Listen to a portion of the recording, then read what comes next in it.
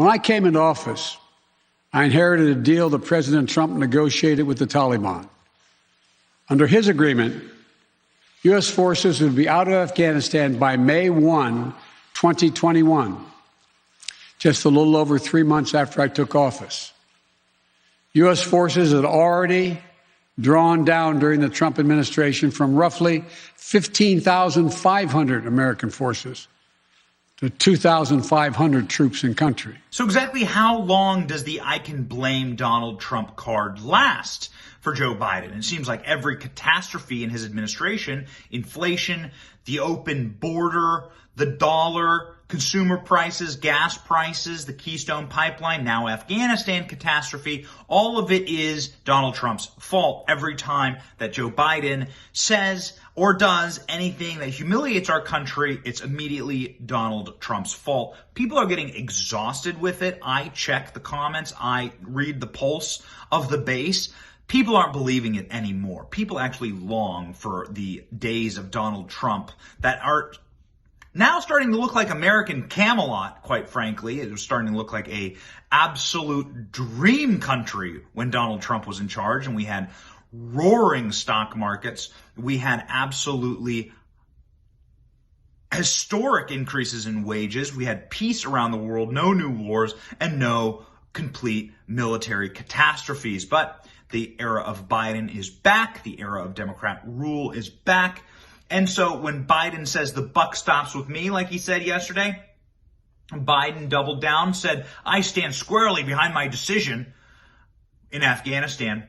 And even Biden's tweet from June 2020, it's hard to believe that this has to be said, but unlike this president, I'll do my job and take responsibility. I won't blame others. I'll never forget that the job isn't about me. It's about you. That's what Biden said. Well, it turns out that in Biden's speech yesterday, which wasn't even a speech, it was 10 minutes of him reading a script and then fleeing from the press, hobbling back to vacation to do whatever horrific thing they are doing to the man, the poor man at Camp David. Who knows, locking him in a room alone is what the photos look like. It turns out that Joe Biden spent most of his speech, at least 2 minutes worth, blaming Donald Trump. And blaming everyone, actually, in the American political system, in the global political system, except for the Taliban. Go ahead and watch. Coward. When I came into office, I inherited a deal that President Trump negotiated with the Taliban. Under his agreement, U.S. forces would be out of Afghanistan by May 1, 2021, just a little over 3 months after I took office. U.S. forces had already drawn down during the Trump administration from roughly 15,500 American forces to 2,500 troops in country. And the Taliban was at its strongest militarily since 2001. The choice I had to make as your president was either to follow through on that agreement or be prepared to go back to fighting the Taliban in the middle of the spring fighting season. There would have been no ceasefire after May 1. There was no agreement protecting our forces after May 1. There was no status quo of stability without American casualties after May 1. There was only a cold reality of either following through on the agreement to withdraw our forces or escalating the conflict. American troops back into combat in Afghanistan, lurching into the third decade of conflict.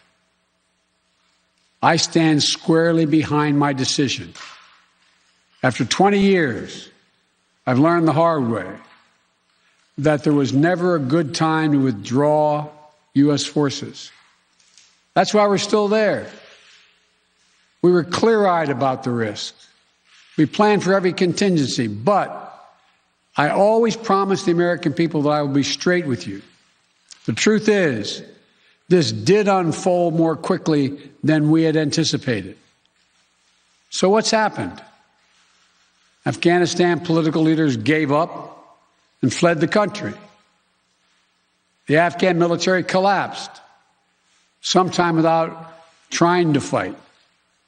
If anything, the developments of the past week reinforced that ending U.S. military involvement in Afghanistan now was the right decision.